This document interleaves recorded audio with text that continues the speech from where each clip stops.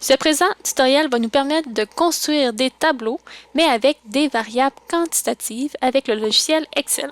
Comme d'habitude, nous avons une base de données, cette fois-ci qui concerne les tortues qui ont été capturées. Donc ici, on a la longueur de la carapace de la première tortue capturée, ainsi que le poids de cette tortue.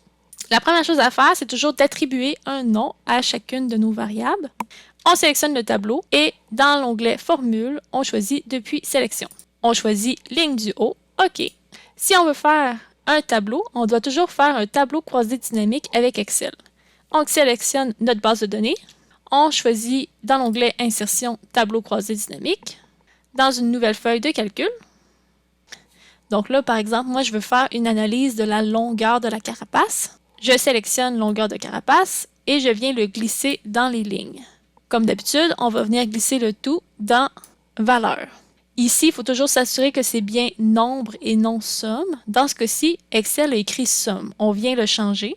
Dans la petite flèche, on choisit Paramètres des champs de valeur et on va sélectionner Nombre au lieu de prendre somme. On clique sur OK.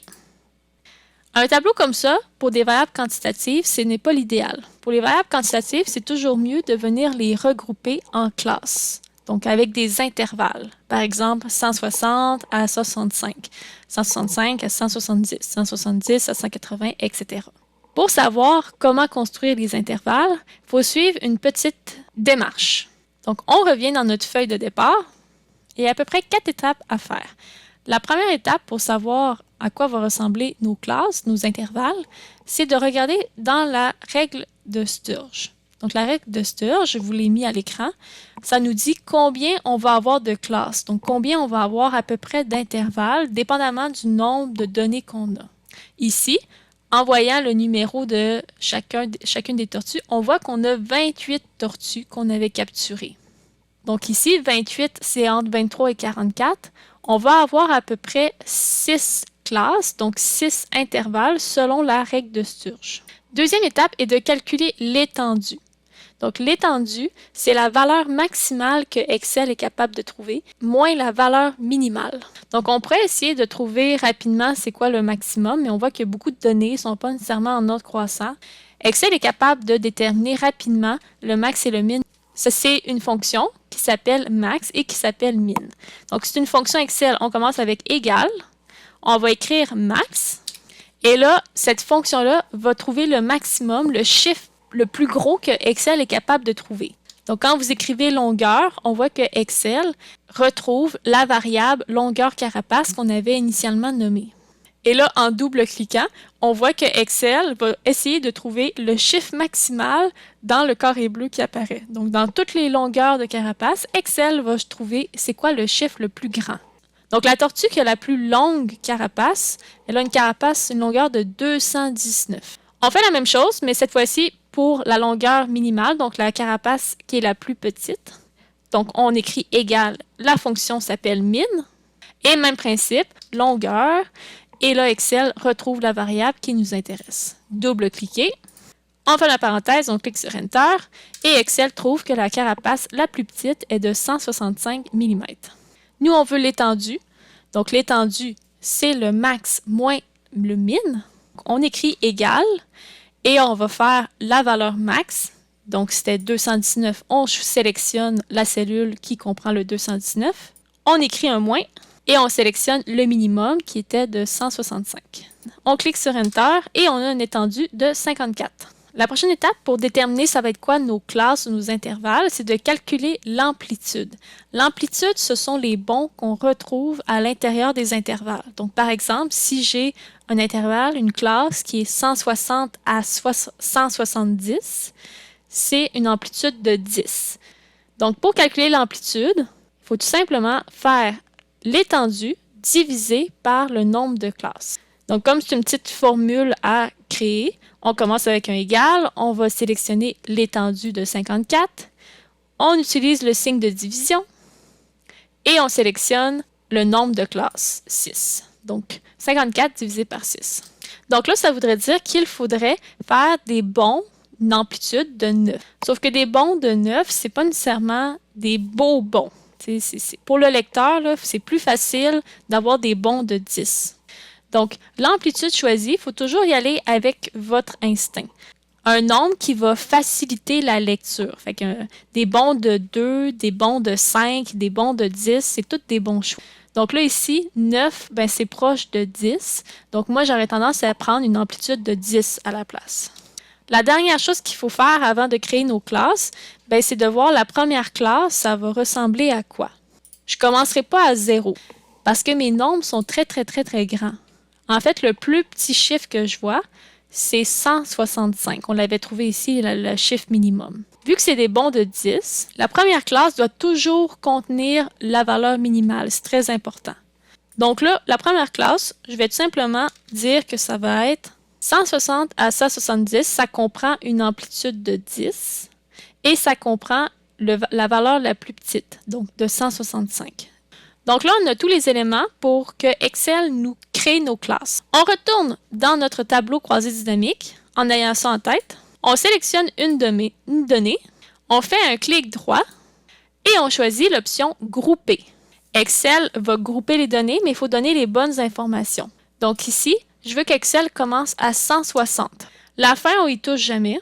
Et le par, il faut tout simplement donner l'amplitude. Donc, c'est l'amplitude qu'on avait trouvée. On avait trouvé 9, mais on avait dit que 10, c'était un meilleur choix. Donc là, Excel, lui aussi, il a décidé que 10, c'était un meilleur choix. Donc, on clique sur OK, 10, c'est beau. Comme d'habitude, ce genre de tableau-là, on ne travaillera jamais avec ça. Donc, on va venir copier, et on va venir le coller plus bas. Donc, dans la cellule ici, on vient coller les valeurs. On rajoute la ligne totale en utilisant la fonction somme et on va avoir le total qui devrait être de 28. Ensuite, on va venir faire la mise en forme de nos intervalles. Donc ici, on doit avoir 160 à 170 avec des crochets. Lorsqu'on a terminé d'appliquer nos crochets, on remarque qu'il manque une classe entre les deux. Donc il manque la classe 170 à 180. Donc, pour ajouter le tout dans notre tableau, on sélectionne la ligne avec la petite flèche noire ici vis-à-vis le 14. On fait un clic droit et on va venir insérer une ligne. Et là, on est libre de pouvoir écrire la classe manquante 170 à 180 qui comprend 0 tortue à l'intérieur. On peut venir ajouter les titres de nos deux colonnes. Par la suite, on peut venir ajouter la colonne fréquence relative, donc les pourcentages de tortue. On fait un calcul égal, on sélectionne la cellule 1, on utilise le symbole de division, on veut diviser par le total, et comme ça va toujours être la même formule, on rajoute des dollars devant la lettre C et après la lettre C. Donc devant, avant et après la lettre qui correspond à la cellule du total. Il nous reste à faire x100. Et là, on peut venir recopier notre formule avec la croix noire. Le total devrait être de 100%. On fait le calcul avec la fonction somme. On sélectionne l'ensemble des pourcentages. Et avec les variables quantitatives, il y a une dernière colonne qu'on peut rajouter qui s'appelle les pourcentages cumulés. Donc, les fréquences relatives cumulées. Pour le premier pourcentage cumulé, le pourcentage correspond tout simplement au pourcentage qu'on a trouvé, donc 3,57. Donc, on va créer égal, on crée une formule égale et on va dire le pourcentage cumulé, c'est 3,57. On sélectionne cette cellule-ci. Donc là, ce qu'on doit faire, on crée une formule, on commence avec un égal.